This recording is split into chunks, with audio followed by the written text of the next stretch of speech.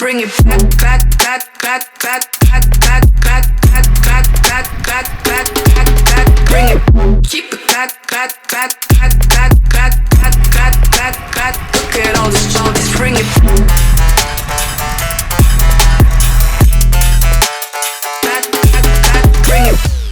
What's up everyone, welcome to another episode. Today I want to share my first ride impressions of this Seka Spear. I've been riding it quite a bit now in Berlin, but Berlin is mainly flat, as you might know, and I didn't want to share any opinion without taking out that bike on some proper climbs and proper descents. Unfortunately, my Mallorca vacation is only coming up in September, so today I spontaneously took an 8-hour drive from Berlin down here to Freiburg in Breisgau, and this area is known for its climbs, for its hills, and for its descents. So now it is 5 p.m, so I'm only going to check out the area a little bit, and then tomorrow morning I'm going to take you out on the bike to do some proper climbing and some proper descending. So I hope that it's going to be an exciting episode. So I'd say, see you on the bike. Let's go.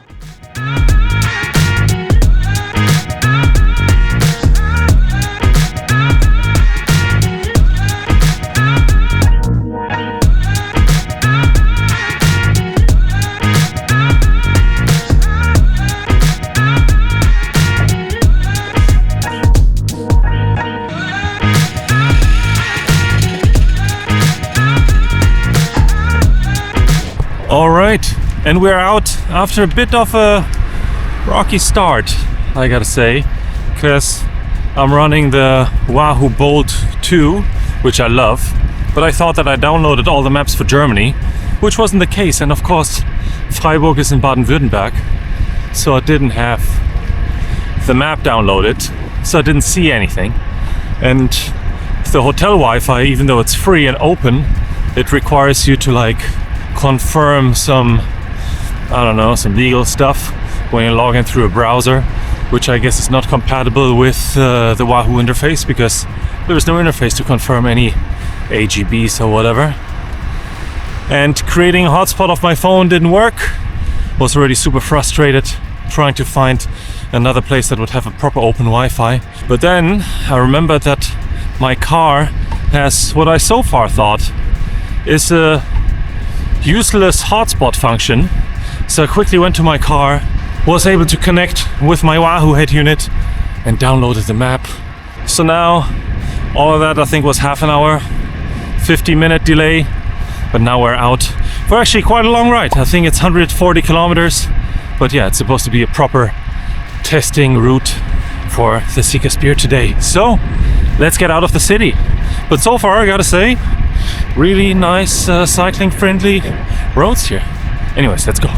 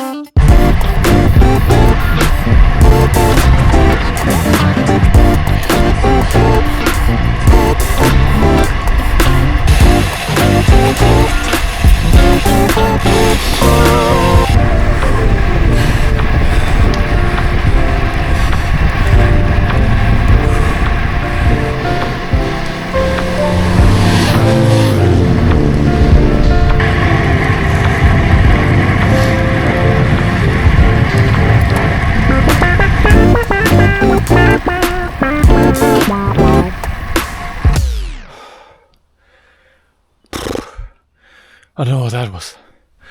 Like 15%. For too long for me. Ooh. At the end. Almost at the end of the ride, I think. 110 kilometers in. That was like the boss climb for me. And it's just so hot. It's so hot. I'm also running out of water. So I'll have to stop at the next little town. Hopefully there's gonna be a gas station soon. Anyways, let's go.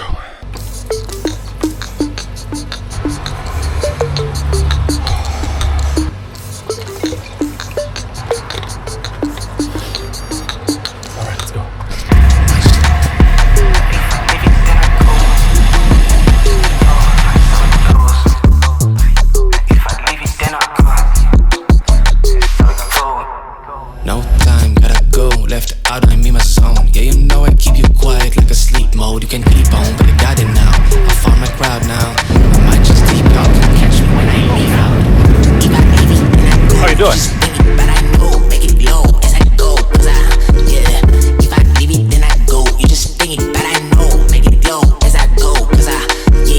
I gotta say, it's crazy how beautiful this place is.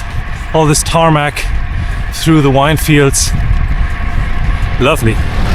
Really scenic. That's the word. Yeah, look at that. So I gotta say, Freiburg didn't disappoint. I mean, it's been quite a boss ride for me, but great fun. And I think a great test course to come to a first conclusion of what my opinion is about the Seka Spear. So I'll say let's get home and let's talk about it. All right, so let's talk about my first ride impressions of this Seka Spear. And I mean, starting with the looks, I think maybe is a good starting point, because even after now owning this bike and riding it for a couple of weeks, I still think that it is one of the best looking bikes and the nicest paint jobs in the industry. So yeah, it definitely is an eye catcher.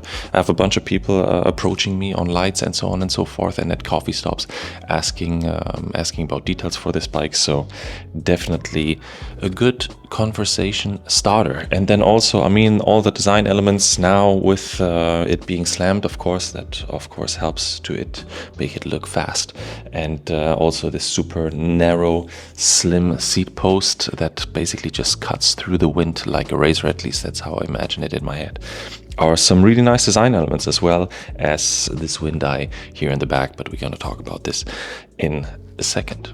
So first of all, I think we can agree, or I can say, that this definitely is a fast bike when I especially compare it to the other bikes that I'm riding currently at the moment. I mean, it is an aero frame and it is very light, so yeah, I mean, it would be sad if it wouldn't be fast.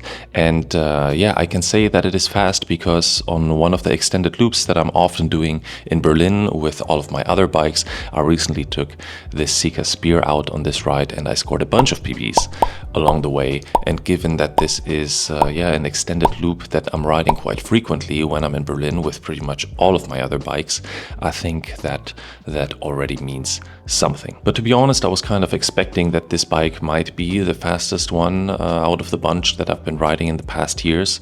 But the one thing that I was a little bit worried about was how is the ride comfort going to be on a bike like this and on a carbon bike that potentially is going to be really stiff. And I can already say that it actually is really stiff, especially, of course, you got to take that with a pinch of salt because I'm mainly coming from titanium bikes, which are by design a bit more flexy and a bit more comfortable. But given that fact that I'm coming from something that's very cushiony and very forgiving, I was a little bit worried, yeah, as I said, about the ride comfort on this one. And this is also mainly why I took this bike down here to Freiburg, of course to do some climbing, but to also go out on a ride, which I think now ended up being 5.5 hours in the saddle with a couple of breaks in between, but active ride time was, I think, 5.5 hours, just to see how ride comfort it's going to be. And I'm happy to report back that it actually isn't as harsh as I thought it would be. Because first of all, I mean, I wasn't riding a carbon bike for a little bit now, and then also like a proper aero bike, which I think are known for being very much on the stiff side. I mean, what might be helping here is that I'm running GP5000s in 32mm width, but with TPU tubes, so they're still running kind of high pressure. And also the wheels that I was riding are the Atelian L6, so 60mm deep wheels with carbon spokes. So carbon spokes also not really that much forgiving, but still it felt quite all right even after such a long ride. And then, I mean, of course, you have this wind eye here in the back, which I think in theory is supposed to give a little bit of flex and a little bit of compliance when riding, because of course, I mean, such a D-shaped super aero seat post, yeah, that's not gonna flex. But yeah, I don't really know how much that is contributing to it. I mean, I maybe put the benefit a little bit more towards the saddle, that the saddle is yeah, also compressing a little bit and giving you a little bit of compliance. I'm very, very happy with that saddle, by the way, like very, very comfortable, even though it's yeah, it's just naked carbon, but it fits my booty quite well. So yeah, when it comes to ride comfort, I have to say that yeah, this bike positively surprised me because I was emotionally prepared for something that's gonna feel very, very harsh after, I would say, like 2 to 3 hours, where I just like pray to get off the bike as quickly as possible, which definitely wasn't the case. I mean, I really loved the whole experience of this extended ride yesterday. Now let's also quickly talk about handling on this bike. So this is also one of the other reasons why I came here, because I wanted to do some proper descents on this bike. And to be honest, I recently had a proper speed wobble while I was descending in Mallorca at, I think, like 70 kilometers an hour, which was super, super scary. And I didn't really know about this, that you have to push your knee against your top tube to make your bike and your handlebar stop resonating. So it was quite a sketchy experience. And since then, I noticed that while descending fast on my other bikes, I kind of felt, yeah, I mean, I was just a little hesitant on pushing the speed a little bit. But then now I'm happy to report that with this bike on these descents here in Freiburg, I felt very comfortable and very confident. The bike felt very seated. I mean, some people say that it feels like it's on rails. Now I think I kind of understand what people are talking about. So it really felt this way, and I was wondering why this is. And also I took the 60mm wheels out, which are normally quite prone to side winds, which normally also has an effect on your steering. But to be honest, I didn't really feel any of that yesterday. And yeah, even though there have been side winds at times. And I just checked out the geometry, comparing this bike with my Bossy Strada SS, which is the bike that I'm riding most of the time before that. And this one's trail seems to be a little bit longer. The wheelbase is also a little bit longer. But then maybe also the biggest difference is, aside from the trail, which I think makes actually quite a difference, is yeah, I'm using a 120mm stem instead of a 110mm stem. So I think that 1 centimeter more gives you additional stability when descending and with your steering. Of course, it's not as agile maybe, but to be honest, I mean, I don't need that much agility. I rather have stability when I'm descending. So yeah, I'd say that with this bike, I'm kind of gaining my confidence of faster descents back, which I enjoy. I think I'm also going to be upgrading my Bossy to a 120mm stem, just to see if, and this is also going to give me that little bit of extra stability that I'm feeling from here. And then also, while talking about stiffness, these handlebars are ridiculously stiff, I gotta say. I mean, I'm now used to riding the Avian Canaries, I think, for a little bit over 1 year, 1.5 years, which, I mean, I know that they are quite flexy when you push them down, but I'm not a power machine anyways. I'm not a big sprinter, so I thought that I don't really need that stiffness up in the front. But now I gotta say, now I got the comparison to these ones. These are really, I mean, these handlebars are light, don't get me wrong, because I think it's very easy to build a super stiff handlebar with the penalty of weight. But yeah, these are just a little bit heavier than the Avian ones, and they're a lot stiffer, which I think, additionally contributes to feeling more confident on your bike. And I think especially when climbing up, where you're like really grabbing onto your handlebars. So that's now been a lot of positives about the Seka Spear, but what about like any negatives that this bike might have? And for me, might not be a negative for you because you're so used to it, but for me, I was riding metal bikes for the past years majorly, and now I gotta get used to riding a carbon bike and owning a carbon bike again. And I noticed that already now on this trip when I was coming here to Freiburg, of how I'm transporting and how I'm treating the bike when putting it in the trunk together with some other luggage. I'm of course way more worried and scared that something's gonna break, something's gonna crack, luggage is gonna fall onto it. I think the points that you might know why I preferred a metal frame that I was mentioning in some of my other videos. Also when it comes to this beautiful paint job and it getting some scratches whenever, for example, my shoe hits the chainstay or during transport. I'm of course a bit more worried and picky about it when I see scratches, which doesn't really happen if you're riding a naked titanium bike, because you just polish it out and you're done. So I think about putting a paint protection foil on some of the key areas. That might already help to calm down my mind during transport and during riding. The other point is maybe the bottle cages. I mean, of course, they're nicely and beautifully integrated aerodynamically. I don't know how much that actually contributed to my PBs and just to feeling fast on the road. I think they integrate nicely into the bike, but they're of course not the lightest. I'm used to those, I think, 8-gram naked carbon kind of bottle cages. I might try them out on here as well, just to save a little bit of weight and also to see how it impacts the looks.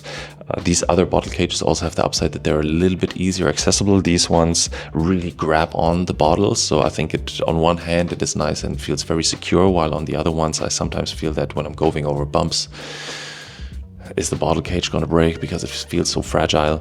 But yeah, I still want to give it a try, how it's going to impact the look of the bike and then also the ergonomics of inserting and getting your bottle out. But aside of that, to be honest, I can't really find that many downsides. I mean, of course, it's only been a couple of weeks that I've been riding this bike, but this bike has been my main bike for the past couple of weeks because I really wanted to give you an as informed first impressions review. And yeah, other than that, very hard to find any negatives. So for me, it is, yeah, I'm a big fanboy already right now, and I'm looking forward to keep on riding this bike and then also maybe taking it out on the climbs and descents of Mallorca in September. So now you might ask, who is this frame actually for? Because it obviously at 3,200 euro, I think is the current price for this RDC edition. The regular version is a little bit cheaper, but who is it for at this price point? Because of course it is not your typical budget Chinese frame.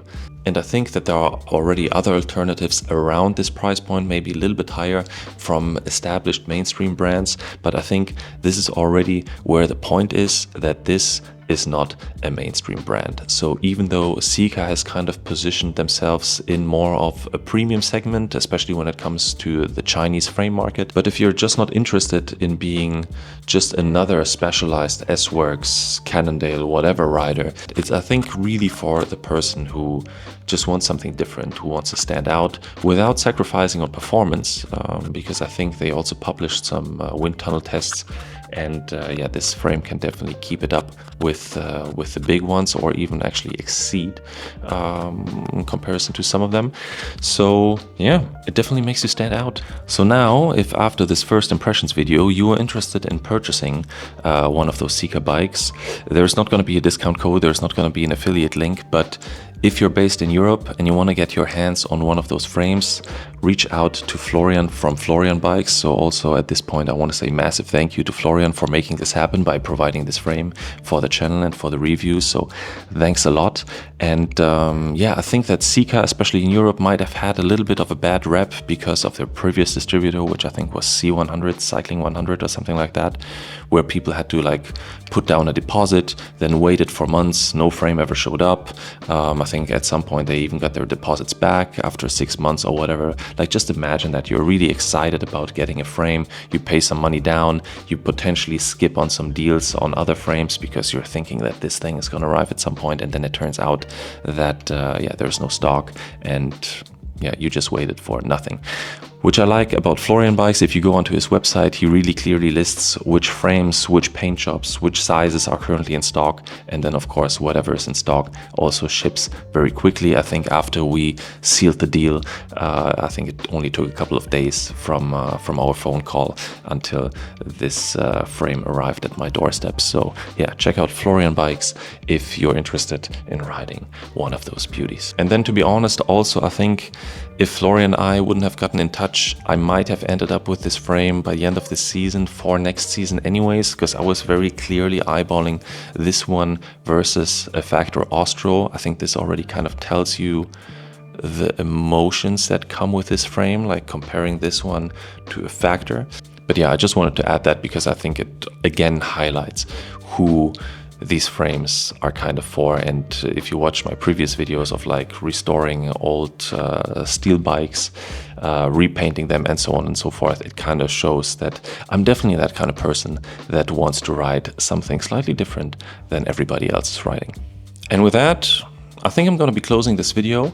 If you have any more questions in regards to this frame, feel free to drop them down in the comments below. I'll try to get back to you as quickly as possible. I think there's also going to be like a proper long-term review after I've ridden this bike for a proper season. And yeah, so I hope you enjoyed this one. If you did, don't forget to hit that like button. Consider subscribing if you're not a subscriber yet. And as always, I say thanks a lot for watching, and I hope to see you in the next one.